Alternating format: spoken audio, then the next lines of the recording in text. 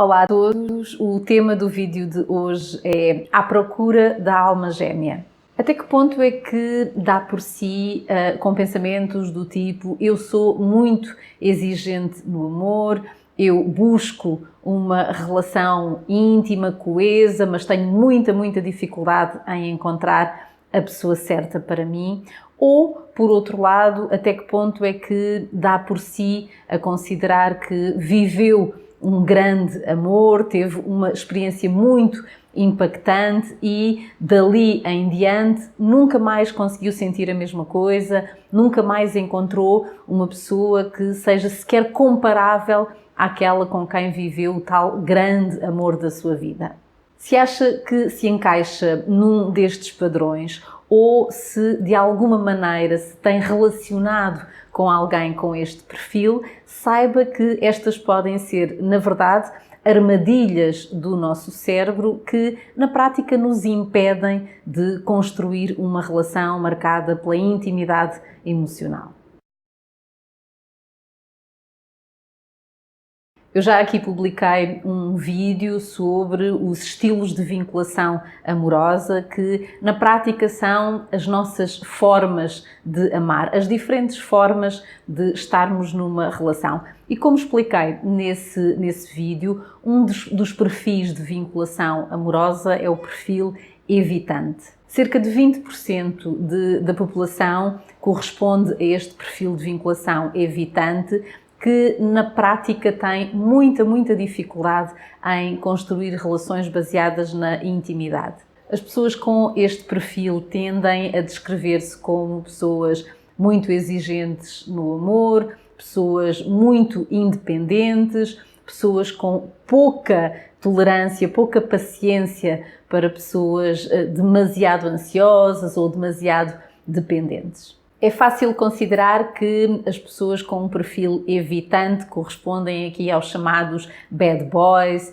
aos homens mais mulherengos e que só pretendem, no fundo, saltar de relação em relação e que não estão propriamente à procura de uma relação de compromisso. Mas aquilo que a minha prática clínica e que, no fundo, a literatura nesta área mostra é que há tanto homens como mulheres com este perfil evitante de vinculação amorosa. Muitas vezes trata-se efetivamente de pessoas que estão incessantemente em busca do amor, em busca da tal relação perfeita, mas que não têm a consciência de que estão em simultâneo, no fundo aqui a sabotar qualquer hipótese disso vir a acontecer. Um dos círculos viciosos mais comuns entre as pessoas com este perfil evitante consiste no seguinte: num belo dia, a pessoa apaixona-se por alguém que considera uma pessoa incrível, alguém que reúne aqui uma série de qualidades que para aquela pessoa são qualidades admiráveis, mas de repente, de um dia para o outro, isto pode ser literalmente assim, de um dia para o outro tudo muda. Ou seja, de um dia para o outro, a pessoa por quem aquela pessoa se apaixonou, que considerava uma pessoa incrível, passa a reunir aqui um conjunto de defeitos profundamente irritantes e é como se de um momento para o outro a pessoa passasse a implicar muito com aquilo que está à sua frente. Pode ser a forma como a pessoa se veste, a forma como a pessoa se movimenta, a forma como a pessoa come, a forma como se relaciona com os familiares e amigos. Basicamente, tudo pode ser aqui motivo para que a pessoa comece efetivamente a focar-se no negativo, a focar-se nos defeitos. Quando isto acontece, naturalmente, e apesar daquilo que tinha acontecido no início, ou seja, quando a pessoa se apaixona e considera que tem ao seu lado efetivamente uma pessoa incrível e acaba por fazer aqui, até se for preciso, declarações de amor, porque a pessoa acredita efetivamente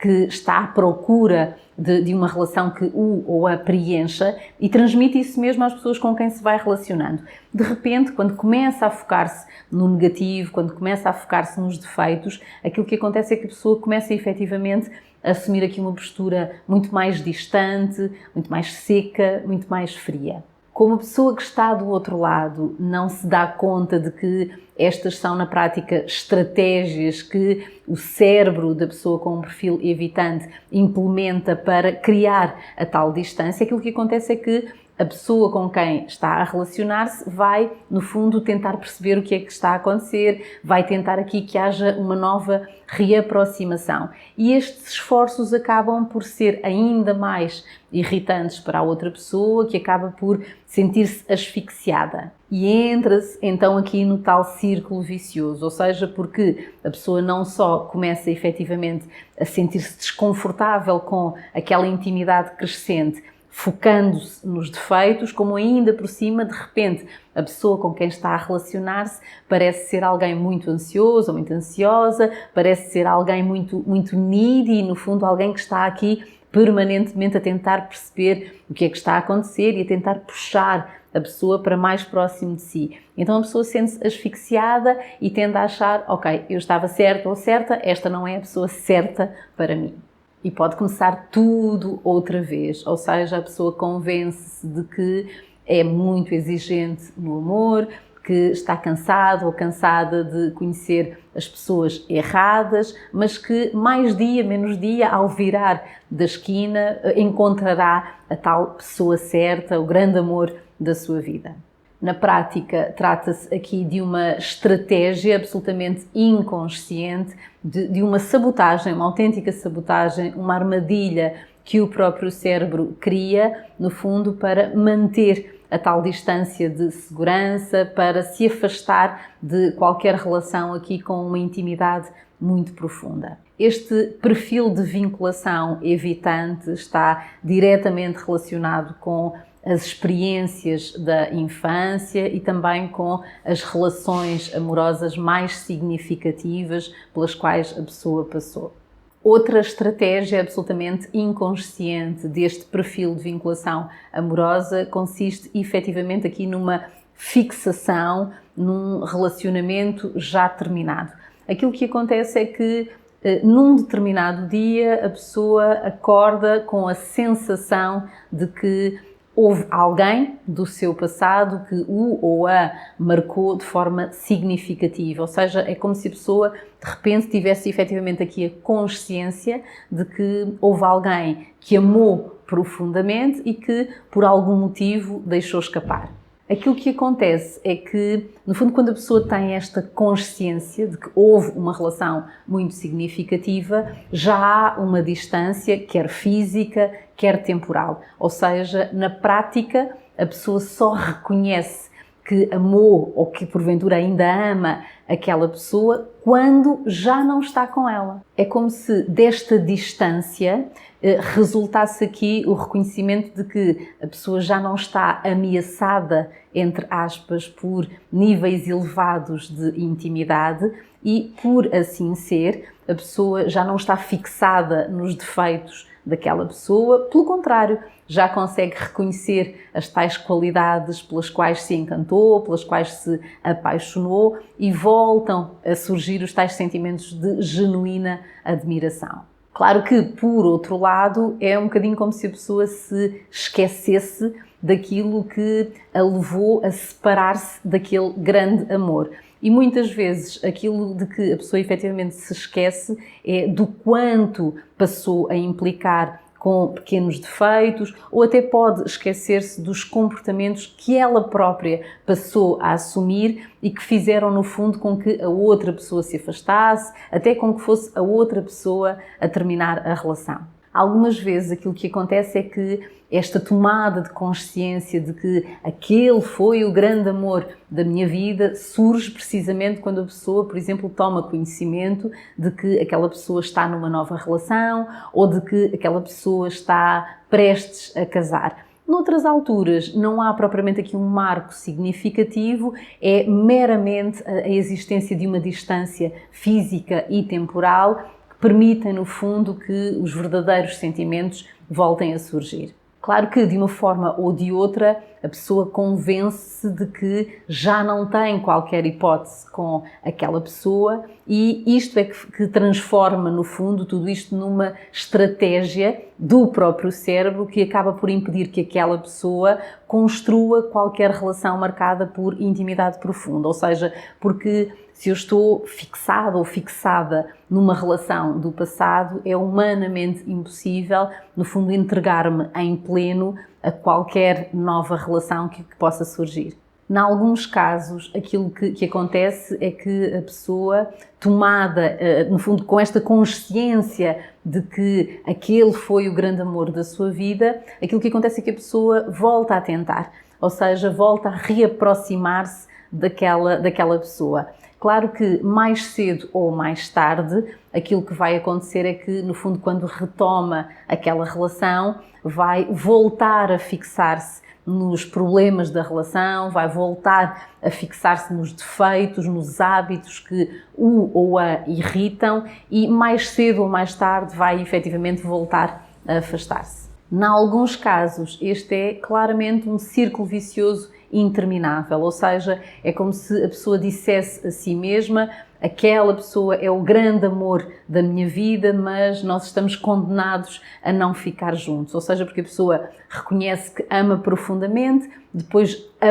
reaproxima-se no fundo e as coisas tendem a não dar certo, depois volta a afastar-se, volta a reconhecer que aquele é o grande amor da sua vida, reaproxima-se e assim sucessivamente. Claro que tudo isto acontece a um nível profundamente inconsciente e, portanto, a pessoa tende a atribuir, no fundo, estes problemas, estas dificuldades a circunstâncias externas e não se dá conta de que é o seu próprio cérebro que está, no fundo, a sabotar a existência de qualquer relação sólida, coesa, íntima. As pessoas com um perfil de vinculação evitante podem passar praticamente toda a sua vida neste registro, sem terem a consciência real de que não estão a dar o seu melhor, no fundo, aqui no sentido de construírem uma relação íntima. Podem viver toda a vida convencidas de que o problema está efetivamente nas circunstâncias, mas também há casos excepcionais em que efetivamente as pessoas conseguem mudar e conseguem dar-se conta daquilo que, entre aspas, está efetivamente aqui a atrapalhar a sua vida. Em alguns casos, isto acontece quando a própria pessoa atinge aqui um pico de solidão profunda, e isto pode acontecer quando de repente a pessoa se dá conta de que toda a gente à sua volta, todas as pessoas que lhes são queridas, estão ou casadas ou em relacionamentos sérios e, portanto, a pessoa dá-se conta de que há efetivamente aqui uma solidão que é profundamente desconfortável. Noutros casos,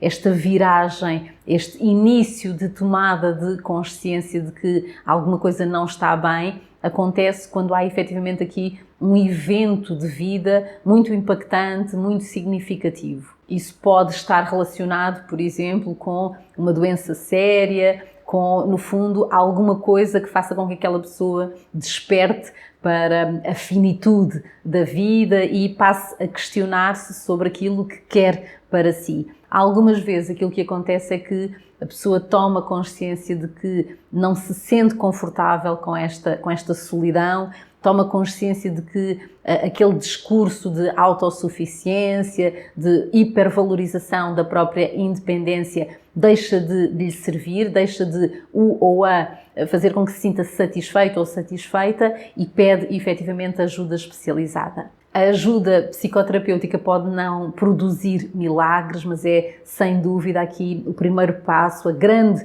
oportunidade para que a própria pessoa possa tomar consciência das tais estratégias inconscientes que estão a impedi-lo ou a impedi-la de ter uma vida muito mais feliz, muito mais realizada.